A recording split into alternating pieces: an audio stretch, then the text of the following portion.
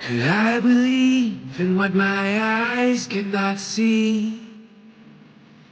Or has the antidote to brokenness evaded me? Could I believe in what my క్రీస్తునందు ప్రియమైన దేని బిడ్డలందరకు మన ప్రభువును రక్షకుడైన యేసుక్రీస్తు వారి నామములో నాకు వందనాలండి. దినాన మరి జీవ గ్రంథములో నుండి కొన్ని విషయాలను మనం పరిశీలన చేసుకుందాం. ఈ దిన మన వాక్య ధ్యానాంశము ఆదికాండము 2వ అధ్యాయము 19-20 వచనాలను మనం మూలవాక్యంగా చదువుకుందాం. ఆదికాండము 2వ అధ్యాయము 19-20 వచనాలు. దేవుడైన యెహోవా ప్రతి భూజంతువును ప్రతి ఆకాశ పక్షిని నేల నుండి నిర్మించి ఆదాము వాటికి ఏ పేరు పెట్టినో చూచుటకు అతని యొద్దకు వాటిని రప్పించాడు. జీవము గల ప్రతి దానికి ఆదాము ఏ పేరు పెట్టెనో ఆ పేరు దానికి కలిగను. అప్పుడు ఆదాము సమస్త పశువులకును ఆకాశ పక్షులకును సమస్త భూజంతువులకును పేర్లు పెట్టెను. చదవబడిన వాక్య భాగాన్ని బట్టి చిన్న ప్రార్థన చేస్తున్నాం. ప్రేమ కలిగిన మా తండ్రి, కృపగల మా నాయన, దయగల మా దేవ, మీ పరిశుద్ధమైన ఘనమైన అతి శ్రేష్టమైన నామమునకు వేలాది స్తుతులు స్తోత్రాలు తండ్రి.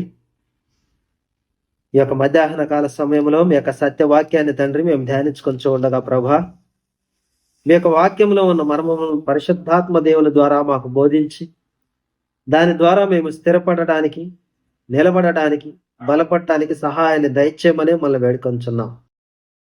మరి ముఖ్యంగా తండ్రి మీ యొక్క సత్యవాక్యాన్ని విభజించుకొని ఉపదేశించుకొని అలాగున్నవా లేవా అని పరిశోధించుకొని తండ్రి మాకు తగిన జ్ఞానమును దయచేయమని మళ్ళీ వేడుకొని ఉన్నాం తండ్రి. మీ చిత్తం అయితే నాయన ఆది నుండి అంతం వరకు కూడా తండ్రి మీరే మాకు తోడుగా ఉండి ముందుని నడిపించమని, సమస్త మహిమ ఘనత ప్రభావాలు మీరు మాత్రమే పొందుకొనమని మా ప్రభువును ప్రియరక్షకుడనైన యేసు క్రీస్తు వారి శ్రేష్టమైన నామములో అడిగి వేడుకొంచు ప్రార్థిస్తున్నాం తండ్రి, ఆమేన్. అందరికీ వందనాలండి. చదవబడిన వాక్య భాగాన్ని ఇక్కడ కనుక మనం పరిశీలన చేసుకుంటే, ఇక్కడ తండ్రి అయిన యెహోవా దేవుడు ఆదాము గారి ద్వారా సమస్త భూమి మీద ఉన్న జంతువులకు, ఆకాశ పక్షులకు, సముద్రపు జంతువులకు ఆదాము గారు ఏ పేరు పెడతాడా అని వారి ముందుకు తీసుకొని రావటం అనేది మనము చూస్తా ఉన్నాం. ఎందుకని ఇక్కడ తండ్రి అయిన యెహోవా దేవుడు మరి ఆయన పేర్లు పెట్టకుండా ఇక్కడ ఆదాము గారిని తీసుకుని వచ్చాడు అని కనుక మనం చూసినట్లయితే, మనకి ఆదికాండము 1వ అధ్యాయం నుండి కూడా ఒక అధికార క్రమము అనేది తెలియజేస్తా ఉంది. ఏంటి ఆ అధికార క్రమము అని కనుక మనం చూసుకుంటే, ఇక్కడ తండ్రి అయిన యెహోవా దేవుడు ఎప్పుడైతే ఆరిన నేల కనబడునుగాక అని చెప్పాడో దానికి భూమి అన్న పేరు తండ్రి పెట్టాడు. తర్వాత విశాలాన్ని ఏర్పరిచినప్పుడు ఆ భాగానికి ఆకాశము అన్న పేరు తండ్రి పెట్టినట్టుగా మనం చూస్తాం. ఇక 2 జ్యోతుల్ని ఆయన సృజించినప్పుడు దానికి సూర్యుడని చంద్రుడని పేరు పెట్టినట్టుగా మనము చూస్తా ఉన్నాం. అయితే ఆకాశ మండలములో నక్షత్రములకు కూడా తండ్రి అయిన యెహోవా దేవుడే పేర్లు పెట్టినట్టుగా మనము చూస్తాం. కానీ ఇక్కడ మనం లేఖన భాగం చూసినట్లయితే ఇక్కడ ఆదాము గారికి పేరు పెట్టమన్నట్టుగా మనము చూస్తాం. ఎందుకని ఇక్కడ ఆదాము గారికి పేరు పెట్టే అధికారం ఇచ్చాడు అని కనుక మనం పరిశీలన చేస్తే, ఆదాము గారు జీవ గ్రంథంలో తండ్రి అయిన దేవుని యొక్క కుమారునిగా మనకు కనబడతా ఉన్నాడు. ఆ యొక్క కుమారులో ఉన్న లక్షణాలు ఏమిటి అంటే, ఆయన స్వరూపం ఉంది, ఆయన పోలిక ఉంది ఈ యొక్క నరుల్లో అని చెప్పేసి మనకి కనబడతాం. ఈ యొక్క స్వరూపము పోలిక ఉన్న నరుణ్ణి దేవుడు ఏం చేస్తాడంటే ఈ భూమి మీద పెట్టి ఈ భూమిని ఏలమన్నట్టుగా తనకి ఏ విధంగా ఆ యొక్క నక్షత్ర మండలాలలో ఆకాశ మండలాలలో అధికారం కలిగి ఉన్న దేవుడు ఉన్నాడో అదే విధంగా ఈ యొక్క భూమి మీద ఆదాము గారికి అధికారం ఇచ్చినట్టుగా మనము చూస్తా ఉన్నాం. మనం ఆదికాండము మొదటి అధ్యాయం గనక మనం పరిశీలించుకుంటే మనకి ఇదే అర్థమవుతుంది. 27వ వచనం నుండి 29 వరకు మనం చదువుకుందాం. దేవుడు తన స్వరూపమందు నరుని సృజించెను. దేవుని స్వరూపమందు వారిని సృజించెను. స్త్రీని గాను పురుషుని గాను వారిని సృజించెను. దేవుడు వారిని ఆశీర్వదించెను. ఎట్లనగా దేవుడు ఏం చేశాడంటే ఇక్కడ ఆదాము గారిని ఆశీర్వదించడం. ఈ ఆశీర్వాదం ఏమై ఉన్నది అని గనక మనం చూస్తే ఇక్కడ మాట్లాడుతూ ఉన్నాడు, మీరు ఫలించి అభివృద్ధి పొంది విస్తరించి భూమిని నిండించి దానిని లోపరుచుకొనండి. భూమికి మీరు ఏలిక వలె ఉండాలి, భూమికి మీరు రాజు వలె ఉండాలి అని చెప్పేసి ఆదాము గారితో మాట్లాడినట్టుగా మనము చూస్తా ఉన్నాం అన్నమాట. అందుకే ఇక్కడ మాట్లాడుతూ ఉన్నాడు ఆయన, సముద్రపు చేపలను ఆకాశ పక్షులను భూమి మీద ప్రాకు ప్రతి జీవిని ఏలుడని దేవుడు వారితో చెప్పాను. ఏం చేయాలంటే ఇక్కడ ఆదాము గారు భూమిని ఏలాలి అని చెప్పేసి, అంటే భూమికి ఏలికగా ఉన్నది ఎవరు అంటే ఇక్కడ ఆదాము గారిగా మనకి కనబడతా ఉన్నాడు. అట్టి ఆదాము గారికి దేవుడు ఏం చేశాడు అంటే ఈ యొక్క పేరు పెట్టే అధికారము. ఉదాహరణ కనుక మనం చూసుకుంటే మన ఇంట్లో ఎవరైనా ఒక శిశువు పుట్టారనుకోండి, మనం ఏం చేస్తామంటే ఆ యొక్క శిశువుకి ఏ పేరు పెట్టాలా అని చెప్పేసి ఆ ఇంటి వారే నిర్ణయించుకొని ఆ యొక్క తగు పేరును ఆ యొక్క లక్షణాలను బట్టి కానీ లేదంటే వారి యొక్క వంశంలో ఉన్నవారిని బట్టి కానీ వారు పేరు పెడతారు. ఇది మనిషికి ఇవ్వబడిన అధికారంగా మనకు కనబడతా ఉంది. అంటే ఎవరింట్లో ఎవరికి పుట్టిన బిడ్డకి వారు పేర్లు పెట్టుకున్నట్టుగా మనము చూస్తా ఉన్నాం అన్నమాట. ఇక్కడ దేవుడు కూడా ఏం చేశాడంటే ఈ యొక్క భూమిని ఆదాము ఏలాలి అని చెప్పేసి ఆదాము గారి పాదముల క్రింద ఉంచినట్టుగా మనం చూస్తాం. అట్టి ఏలికలో భాగంగానే ఆయన సమస్త పశువులకి, ఆకాశ పక్షులకి, సముద్ర జీవులకి పేరు పెట్టాలి. ఆయన ఏ పేరు పెట్టాడో ఆ పేరునే దేవుడు కూడా స్థిరపరిచాడు అన్నది మనకి ఇక్కడ అర్థమవుతా ఉంది.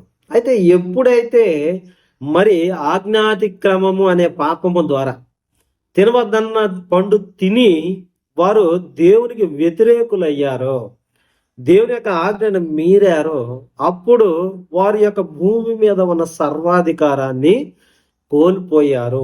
ఏలిక అనేది కోల్పోయినట్టుగా మనం గత భాగాల్లో చూసి ఉన్నాం అనమాట. అయితే దేవుడు ఇక్కడ మళ్ళా తిరిగి జనాంగాన్ని పేరు పెట్టి పిలుస్తున్నాను. అసలు ఏమిటి పేరు అని కనుక మనం చూసుకున్నట్లయితే ఇది హీబ్రూ పరిభాషలో షం అనే పదముగా పిలువబడతా ఉంది. ఈ షం అంటే ఏంటో కాదు, నామము. ఎవరికి ఉంది నామము? బైబిల్ మొత్తం కనుక మనం పరిశీలన చేసుకుంటే నామము అనే పేరు కలిగిన వ్యక్తి కూడా ఎవరైనా ఉన్నారు అంటే అది ఈరోజు మనం చెప్పుకుంటున్న ప్రభువైన యేసు క్రీస్తు వారు మాత్రమే ఉన్నారు అన్నది మనకు అర్థమవుతా ఉంది. అందుకే తండ్రి అయిన యెహోవా దేవుడు నరుణ్ణి దర్శించిన కాలములలో వారిని పేరు పెట్టి పిలుచుట అనేది ఒక ఆనవాయితీగా మారుతా వచ్చిందనమాట. అంటే ఇక నుండి అధికారం మళ్ళీ ఎవరి దగ్గర ఉంది అంటే తండ్రి అని యెహోవా యొద్ద ఉన్నది. ఇక్కడ యెహోవా దేవుడు మరి సమూయేలు గారిని పిలిచే క్రమంలో కూడా సమూయేల్ అని చెప్పేసి సంబోధన చేస్తాడు. మోషే గారిని కూడా ఆయన అలాగే పిలుస్తాడు. ఇంకా యాకోబు విషయం వచ్చేసరికి ఆయన పేర్లు మారుస్తాడు అనమాట. మనం ఆది కాండము 32వ అధ్యాయము 26వ వచనం నుండి గనక మనం పరిశీలన చేసుకున్నట్లయితే ఇక్కడ యాకోబు గారు రాత్రంతా నరునితో పెనుగులాడినట్టుగా మనం చూస్తా ఉన్నాం. ఈ పెనుగులాట క్రమంలో ఆయన తెల్లవారిపోతా ఉంది. తెల్లవారుచున్నది గనక నన్ను పోనిమ్మనగా 26వ వచనంలో ఆయన తెల్లవారుచున్నది గనక నన్ను పోనిమ్మనగా అతడు నీవు నన్ను ఆశీర్వదించితేనే గాని నిన్ను పోనీయనేది. ఆయన నీ పేరేమని అడుగగా అతడు యాకోబు అని చెప్పాను. అదేంటి ఇక్కడ యాకోబు పేరు యాకోబు అనే చెబుతాడు కదా అని మనం ఆలోచన చేసుకుంటే ఇక్కడ మనం కొన్ని విషయాలు జాగ్రత్తగా పరిశీలించాలి. దేవుని జనాంగము అక్కడ నుండి ఇక భూమి మీద మనకు కనబడట్లా. కనబడని సమయంలో దేవుడు ఏం చేస్తా ఉన్నాడంటే అబ్రహాం గారిని ఎన్నుకున్నాడు. అబ్రహాం గారిని ఎన్నుకొని అబ్రహాం గారి ద్వారా ఆయన ఏం చేస్తా ఉన్నాడంటే ఒక సంతానము అనేది నడిపిస్తా ఉన్నాడు. ఈ యొక్క సంతానం ఏమై ఉన్నది అని కనుక మనం చూస్తే ఈ సంతానము దేవుడు ఎన్నుకున్న జనాంగము. ఇక్కడ యాకోబు అన్నాడు కదా, ఈ యాకోబు గారు అంతకుముందు తన తండ్రి అయిన ఇస్సాకు గారి యొద్ద ఆయన ఏం చెప్పాడంటే నేనే ఏశావుని అని చెప్పాడు. ఇద్దరు అన్నదమ్ములు నేను పెద్ద ఆయన్ని అని చెప్పేసి ఆ యొక్క చర్మం కప్పుకొని తండ్రిని మోసం చేశాడు అనమాట.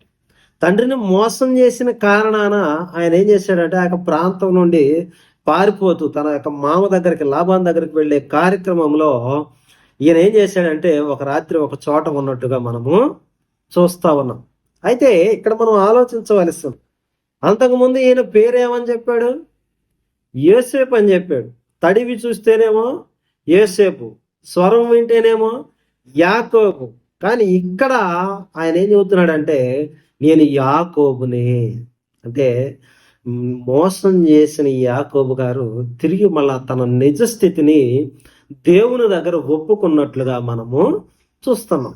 అందుకే ఇక్కడ నీ పేరేమి అని ప్రత్యేకంగా దేవుడు అడిగాడు. దేవుడు తెలియదు యాకోబు గారి పేరు, తెలుసు. కానీ ఎందుకని ఆయన ఆ యొక్క ప్రస్తావన తీసుకొని వచ్చాడు అంటే ఇప్పుడేం చెప్తాడో. ఎందుకంటే అంతకుముందు మోసం చేశాడు కదా తండ్రిని. ఈ మోసంలో నుండి మళ్ళా దాని తప్పు తెలుసుకుని ఆయన ఏమంటున్నాడు? ఇప్పుడు నా పేరు యాకోబు.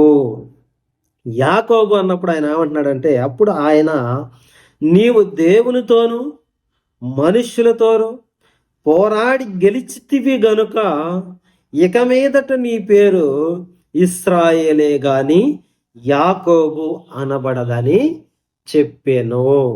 ఏం చేశాడంటే ఇక తన యొక్క పూర్వపు స్థితిని తెలుసుకొని దేవుని దగ్గర నిజాన్ని వెల్లడిపరిచినందున దేవుడు ఆయన ఏం చేశాడంటే తనకి ఇష్టమైన జనాంగంగా, పరిశుద్ధపరిచిన జనాంగంగా, తన నిబంధన కలిగిన ప్రజలుగా తానే వారికి దేవుడయ్యి ఇశ్రాయేల్ అనే మాటని యాకోబు గారికి పెట్టినట్టుగా మనము చూస్తా ఉన్నాం. అంటే ఒక జనాంగము యొక్క పేరు ఏ విధంగా వచ్చింది అంటే వీరు దేవుని ప్రజలు.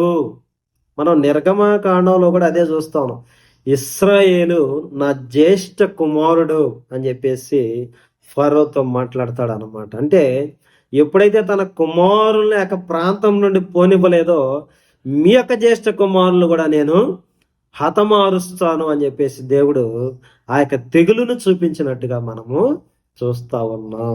అంటే ఇక్కడ ఏమైంది అంటే దేవుని కుమారుడిగా రావడానికి దేవుడు ఏం చేశాడంట?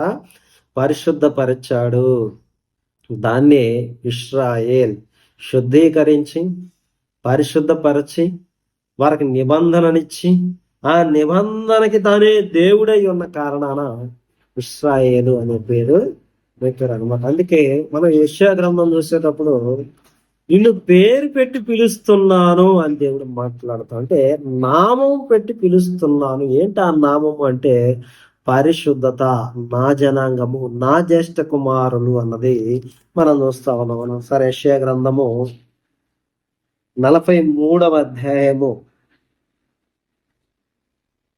1వ వచనం కనుక మనం చూసుకున్నట్లయితే అయితే యాకోబు నిన్ను సృజించిన వాడగు యెహోవా, ఇశ్రాయేలు నిన్ను నిర్మించిన వాడు ఈలాగు సెలవిచ్చుచున్నాడు, నేను నిన్ను విమోచించి ఉన్నాను, భయపడకము, పేరు పెట్టి నిన్ను పిలిచి ఉన్నాను, నీవు నా సొత్తు. దేవుని ప్రజలు ఇశ్రాయేలు ప్రజలయ్యారు. యాకోబు సంతానమైంది, అబ్రహాం గారి సంతానమైంది అన్నది మనకి ఇక్కడ చాలా స్పష్టంగా అర్థమవుతా ఉంది. ఇక ఈ యొక్క అధికారములో నుండి, ఈ యొక్క మాటలో నుండి మరలా కుమారుడు రావాల. ఎలాగా?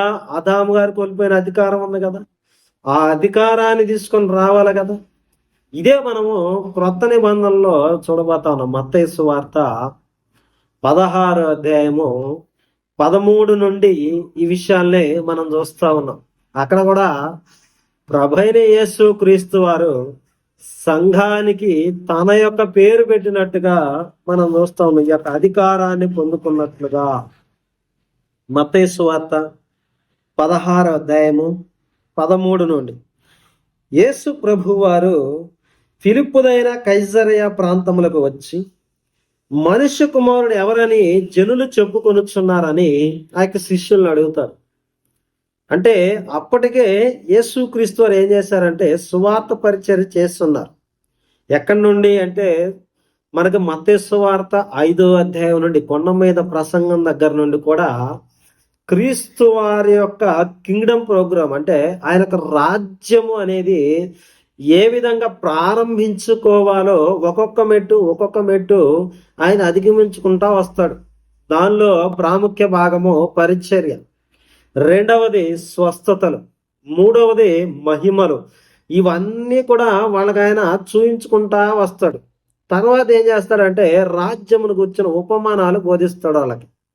ఈ ఉపమానాలు బోధించుకుంటా వచ్చిన తరువాత ఈ యొక్క కాన్స్టిట్యూషన్ ఏదైతే ఉందో, ఆయన యొక్క పరిధి ఏదైతే ఉన్నదో ఆ యొక్క పరిధిలో ఇప్పుడు ఆయన శిష్యులను అడుగుతా ఉన్నాడు. ఇన్నాళ్ళు మనం పరిచయం చేశాం కదా, రాజసువార్తను గురించి మనం బోధించాం కదా, స్వస్థతలు కానీ మహిమలు కానీ అద్భుతాలు కానీ మనం చేశాం కదా, ఈ యొక్క పని అంతా ఏమై ఉన్నదో అని చెప్పి శిష్యులను అడుగుతా ఉన్నప్పుడు ఇక్కడ పేతురు గారు యేసు క్రీస్తు వారితో ఒక మాట అంటాడు. దానికి ముందు కొంతమంది ఏమంటారంటే ఏలియా అంటారు, యోహాన్ అంటారు, ఇంకొక ఆయన ఏమో ఇర్మియా గారు అంటాడు. ఈ విధంగా మాట్లాడతారు. అంటే దాని యొక్క ప్రవర్తనను బట్టి, వాళ్ళ యొక్క ప్రవక్తలను బట్టి ఈ మాట వాళ్ళు అంటం జరుగుతా ఉంది. తర్వాత పేతురు గారు ఒక మాట అంటాడు, నీవు సజీవుడు అయిన దేవుని కుమారుడు అయిన క్రీస్తువయ్యా అని చెప్పేసి పేతురు గారు మాట్లాడతాడు అన్నమాట. అదేంటి, ఈయన యేసే కదా, ఈయన యేసునామాన్నే కదా పరిచయం చేస్తా ఉంది, ఈయన క్రీస్తుని తెలిపింది ఎవరు అని కనుక మనం కింద వచనాల్లో చూస్తే, పరలోకము నుండి తండ్రి ఈ విషయాన్ని నీకు బయలుపరిచాడు పేతురు అని చెప్పేసి క్రీస్తు వారు మాట్లాడటం మనం చూస్తా ఉన్నాం. అంటే ఇది కూడా ఒక ప్రోటోకాల్. ఎలాగా అనేది మనం చూస్తే, ఈ లోకాధికారి ఉన్నాడు కదా సాతాను, వాడిలో నుండి ఒక సమూహాన్ని బయటకు తీసుకొని రావాలి. అంటే ఒక ఎక్లేసియా సమూహము అనేది బయటకు రావాలి. ఆ సమూహము పరిశుద్ధ రక్తము కడుగుబడినదై పరిశుద్ధుల ద్వారా నీతిమంతులతో తీర్చబడినదై బయటికి రావాలి అన్నది ఇక్కడ వాక్యం అనేది చాలా ఖచ్చితంగా చెప్తుంది. అంటే ఒక నీతిమంతుల సమూహం అయి ఉండాలి, ఒక పరిశుద్ధుల సమూహం అయి ఉండాలి. ఈ సమూహము సంఘం అనబడాలి. అంటే ఒక గుంపు అనేది ఒక రాజ్యములో నుండి బయటికి రావాలి. ఈ లోకాధికారి రాజ్యంలో నుండి క్రీస్తు వారి రాజ్యంలోనికి వెళ్ళడానికి యేసు క్రీస్తు వారు చేసిన బోధే ఒక కొండ మీద ప్రసంగం దగ్గర నుండి, సంఘ స్థాపన దగ్గర నుండి మనకు అర్థమవుతా ఉంది. ఎందుకని చేశాడు యొక్క సంఘ స్థాపన అంటే, ఇది తండ్రి అయిన యెహోవా దేవుని యొక్క ప్రోటోకాల్లో భాగం అన్నమాట. ఈయన ఏమై ఉన్నాడో తండ్రి అయిన యెహోవా దేవుడు పేతురు గారి ద్వారా తెలియజేసేసాడు. ఇప్పుడు ఈయన క్రీస్తు. ఎలా క్రీస్తు అయ్యాడంటే, మొదట సజీవుడు అన్న మాటని ఇక్కడ పేతురు గారు వాడుతా ఉన్నాడు. అంటే ఈయనకు మరణం లేదా? లేదు, మరణం ఈయన్ని బంధించి ఉంచలేదు. రెండవది దేవుని కుమారుడు. ఈయన బాప్తిస్వం పొందేటప్పుడు యేసుక్రీస్తు వారు యోహాను గారితో స్వరం మాట్లాడినప్పుడు, ఈయన నా ప్రియ కుమారుడు. ఆదాము గారు ఎలాగ కుమారుడు, ఇశ్రాయేలు యాకోబు ఏ విధంగా కుమారుడో, ఇప్పుడు ఈయన కూడా కుమారుడు అన్నది మనకు స్పష్టం అవుతా ఉన్నది. సజీవుడు అయినా దేవుని కుమారుడు అయినా క్రీస్తువి అని మాట్లాడాడు. అంటే క్రీస్తు దేనికి గుర్తు? రాబోవు రాజుకి, ఏలికకి, ఆయన ఒక ప్రభువుకి ఈయన గుర్తుగా ఉన్నాడు. అందుకే అపోస్తల కార్యాలు 2వ అధ్యాయంలో పేతురు గారు మాట్లాడుతా, సంఘంలో ఒకేసారి అక్కడ 3000 మంది చేరేటప్పుడు ఆయన మాట అంటాడు, మీరు సిలువ వేసిన ఈ యేసునే దేవుడు ప్రభువుగాను క్రీస్తుగాను నియమించాడు. అంటే క్రీస్తు అంటే ఇక్కడి నుండి మీకు రాజు ఈయన, ఈ లోకాధికారి అధికారము నుండి మీరు విడిపింపబడి క్రీస్తు అధికారములోనికి, క్రీస్తు రాజ్యములోనికి, దేవుని రాజ్యములోనికి మీరు రాబోతా ఉన్నారు.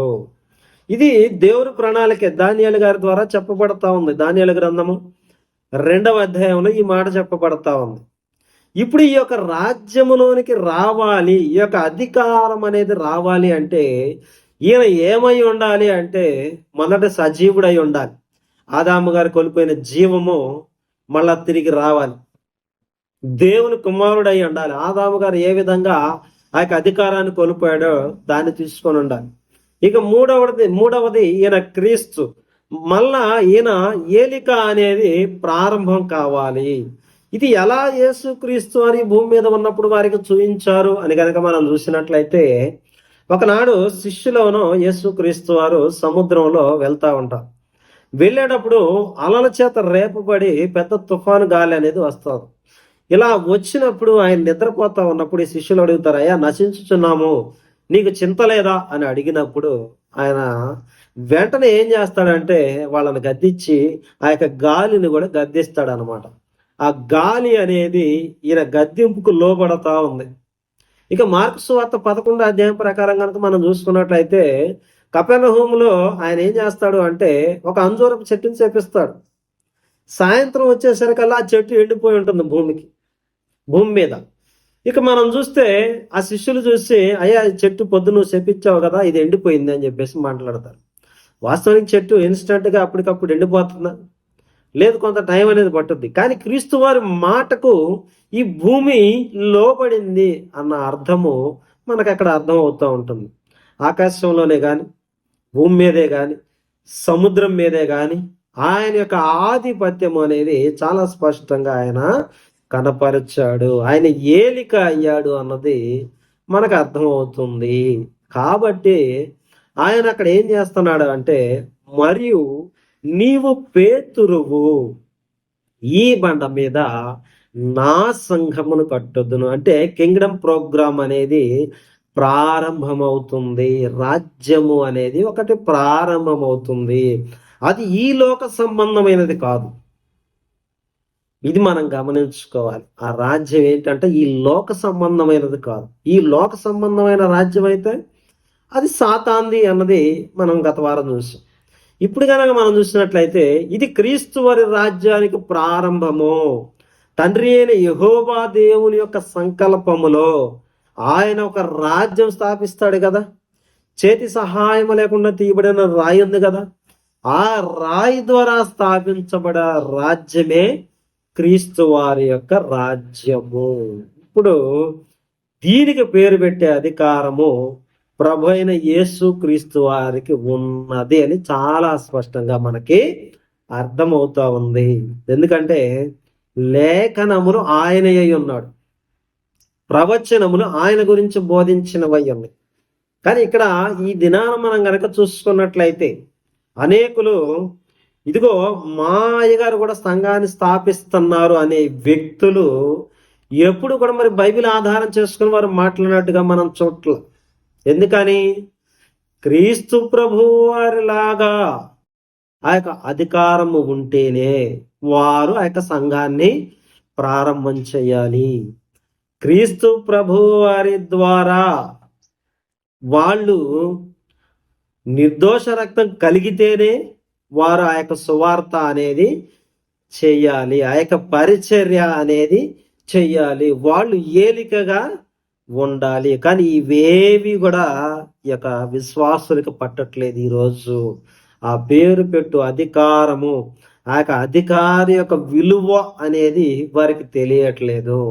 ప్రభువైన యేసు క్రీస్తు వారు సమస్తానికి రాజు, సమస్తానికి ప్రభువు అన్నది మనం చాలా స్పష్టంగా తెలుసుకోవాలి. తిరిగి అధికారం అనేది భూమి మీద ప్రారంభమైన దినముగా మనము ఆలోచన చేయాలి. ఒక రాజ్యములో నుండి మరొక రాజ్యములోనికి ఎంటర్ అవుతాము. సాతాను చేతిలో ఉన్న లోక రాజ్యాలని క్రీస్తు చేతుల్లోనికి రావడానికి ఇది పునాదిగా మనకి కనబడతా ఉంది. కాబట్టి ఇటు విషయాలన్నీ మీ యొక్క హృదయాల్లో భద్రపరుచుకుంటారని, ఈ యొక్క లేఖనం ప్రకారంగా మీరు క్రీస్తు రాజ్యాన్ని పరిశీలిస్తారని ఆశిస్తూ నా మాటలు ముగిస్తున్నాను. అందరికీ నా వందనాలు.